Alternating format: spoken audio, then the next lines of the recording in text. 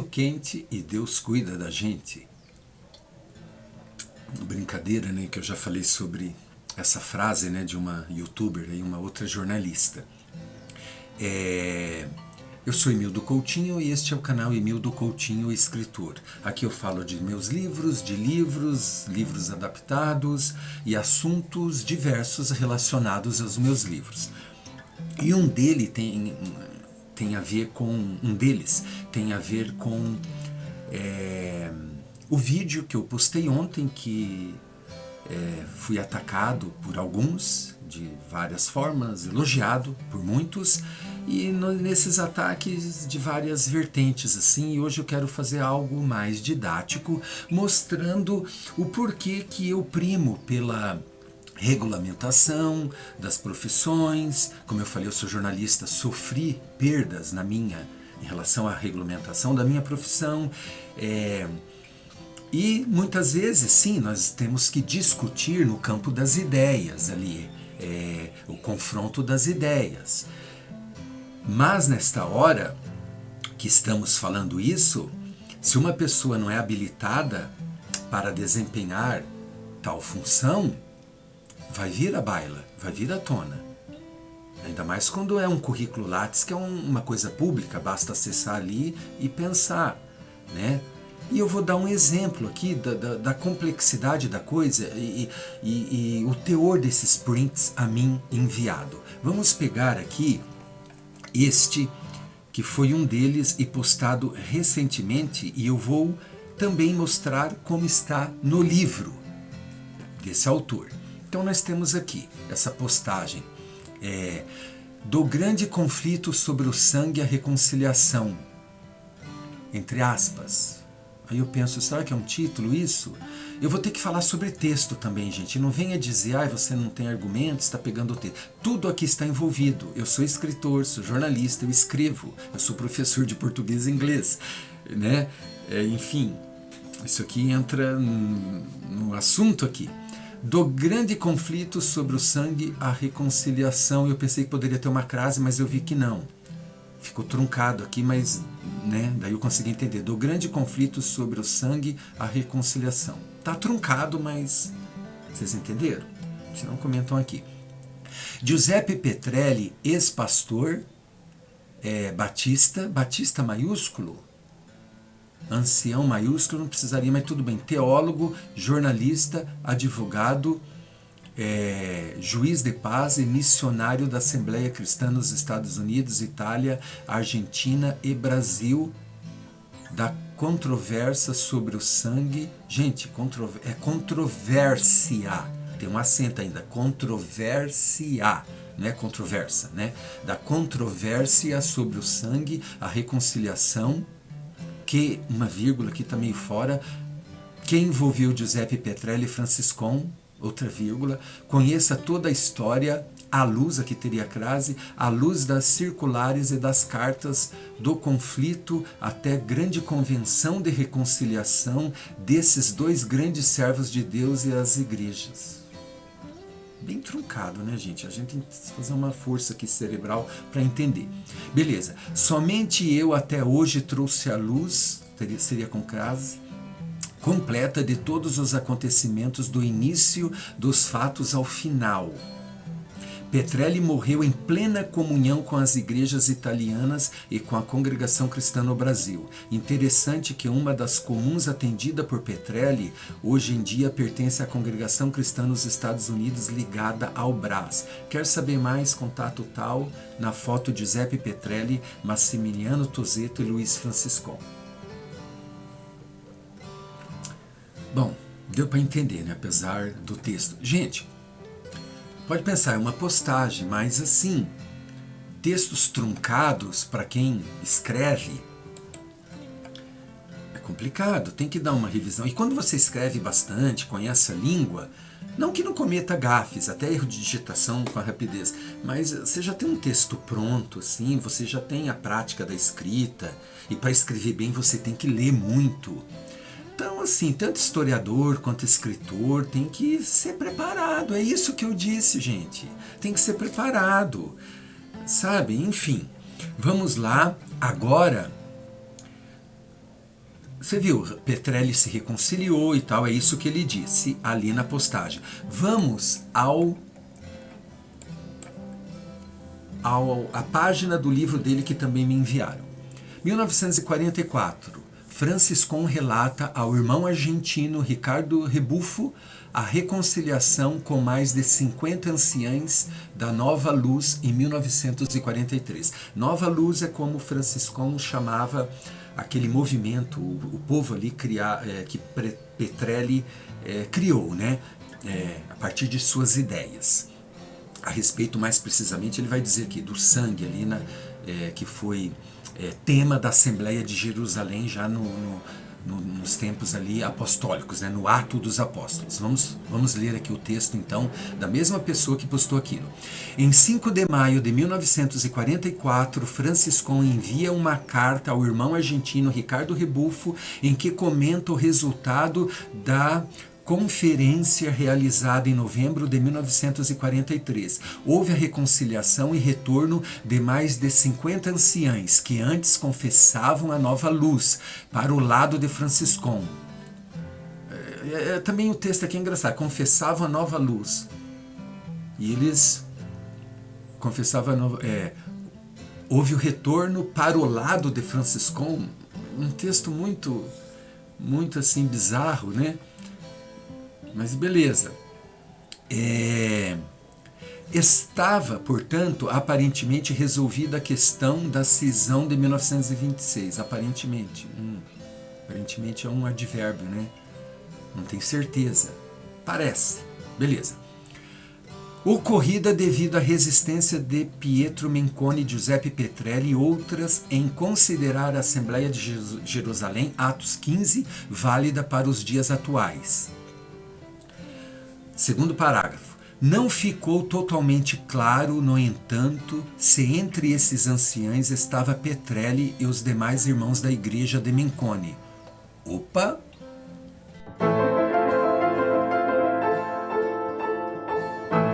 Não ficou totalmente claro, no entanto, se entre esses anciãos, aquele colocou anciães, estava Petrelli e os demais irmãos da igreja de Menconi. Então não ficou claro?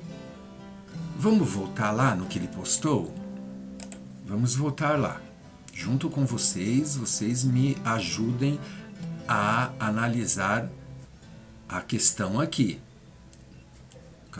Até a grande convenção de reconciliação desses dois grandes servos de Deus e as igrejas. Ele afirmou que houve reconciliação. Vamos voltar para o livro dele. Para a página do livro. Segundo parágrafo. Não ficou totalmente claro, no entanto, se entre esses anciãos estava Petrelli. Aqui eu vou falar do meu livro, que eu não tenha assim cometido algumas gafes, reconheço, no esclarecimento do Novos Atos, a história de uma pesquisa inquietante. Eu falei sobre isso nas edições, eu fui me aprimorando, fui averiguando e cheguei a um ponto que esse tipo de coisa eu não cometo mais. Existe muita fonte oral. Quando eu coloco, eu especifico que é fonte oral, porque são fontes que não são totalmente seguras, assim, a ponto de peremptoriamente você afirmar, como ele fez aqui. Então, novamente, dos primórdios na colônia italiana em Chicago no século XIX, a reunificação das igrejas na mesma fé e doutrina nos anos 1980. Então, esse aqui é o meu produto. Tanto que eu não me considero historiador. Quando alguém me direciona assim, eu falo, não, eu sou jornalista, pesquisador, eu tenho mestrado em literatura, jornalismo e tecnologia, e estou às voltas com um doutorado em tradução. Por que eu falo ainda às voltas? Porque eu fiz todas as matérias aqui na Federal, mas o meu projeto, eu tinha que tirar 7, eu tirei 55. E o meu orientador falou para eu mudar o projeto, eu vou tentar novamente esse ano. Então, assim, isso aqui, para quem produz as coisas, tem que ser claro, você tem que saber o que você está consumindo. Então, é um equívoco, assim, enfim, que vocês vão me dizer. Eu não afirmo que houve reconciliação do Petrelli. Eu afirmo outras coisas sobre ele que depois eu vou mostrar, porque daí eu tenho prova segura. Vamos lá. No entanto, a partir desta época, o assunto do consumo de alimentos preparados com sangue foi esquecido gradativamente, de forma que mesmo com o afastamento, que de certa forma foi mantido entre as igrejas de Franciscão e de Petrelli, esse assunto foi dado como resolvido entre eles. Imagina a importância para a congregação cristã do artigo 9º. Pelo menos na minha época, foi o único artigo que leram, de tão importante que é. Já obras assim, fundamentada na literatura do Petrelli, que foi um grande intelectual que produziu um monte de livro, como na Argentina, embora sim, ele vai abordar isso. O Ricardo Rebuff escreve a Franciscon dizendo que eles não comiam sangue, mas isso em 43, né? Hoje, porque justamente o que ele diz aqui, esse assunto foi dado como resolvido e ninguém tocou no assunto. Na Argentina eu tenho fonte segura, eu conversei com irmãos nossos lá sobre a Assembleia Cristã, eles comem sangue, não é dito. Então foi esquecido, passou, mas não mantém a doutrina de Cristo. Olha só, nessa história é importante também ressaltar o posicionamento das igrejas assembleias cristãs na Argentina que, conforme comprovado pelas palavras do irmão Ricardo Rebuff a Franciscon, na carta de 13 de outubro de 1943, nunca cooptaram com os irmãos que se diziam da nova luz, nem aceitaram a liberdade de comer alimentos preparados com sangue, conforme defendiam esses irmãos. Mesmo não entendendo bem o que realmente tinha ocorrido em Chicago, os irmãos argentinos se mantiveram fiéis aos mandamentos apostólicos juntamente com as igrejas do Brasil. Eu tenho fontes seguras sobre a doutrina lá, parece a mesma, mas não é. Parece a mesma, mas não é. Tem um irmão que eu tenho contato com ele, que ele foi até lá in loco para saber disso aqui. Eu vou mostrar aqui um trechinho do que ele disse, porém, é o que eu falei. Eu conversei com irmãos da congregação cristã nos Estados Unidos. E eles me falaram, trouxeram coisas sobre essa questão, conversaram com pessoas que foram batizadas nessa Assembleia Cristã e eles falaram, nunca isso foi mencionado.